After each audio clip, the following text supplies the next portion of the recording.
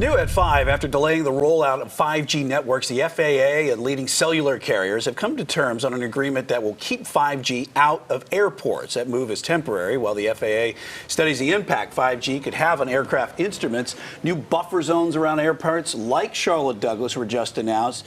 What are they and how long will they be in place? Well, let's bring in our Chief News, Queen City News Chief Transportation Correspondent, Hawker Vanguard. All right, so Hawker, let's first explain why these buffers are necessary and why we're talking about them today. Well, it's because the frequencies that 5G and aircraft radio altimeters work under, the frequencies, they're very close together. So there needs to be some type of separation. And I'll show you how here on this graphic here. So if we look at that red zone, it's representing that exclusion zone. That's what we're hoping for. But right now we just have the buffer zone. So as we see the plane and the phone, we use something in our hands that is going to be interfering with the plane in the air. That's not a good thing. The best way that I can say this is something we might have experienced before is back when we switched from analog television to digital television. Those two things did not communicate on the correct frequency. So we had to, remember, plug in converter boxes. The problem is you can't put converter boxes on planes or our cell phones. So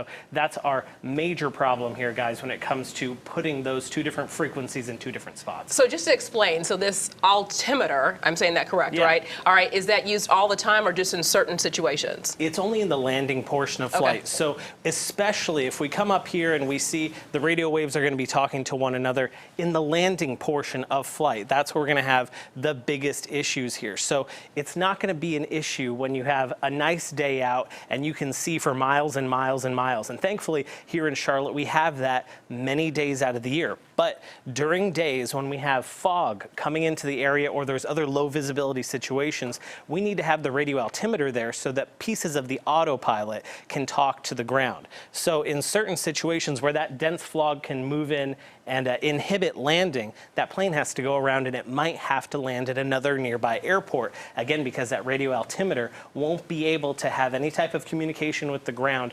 But what we have going forward is an exclusion area we're hoping for at some point around large airports. Now, right now, the FAA, the FCC, AT&T, and Verizon are just turning down the power on those towers for a small amount of time. So moving forward, we'll see what's going to happen in about 6 months, guys.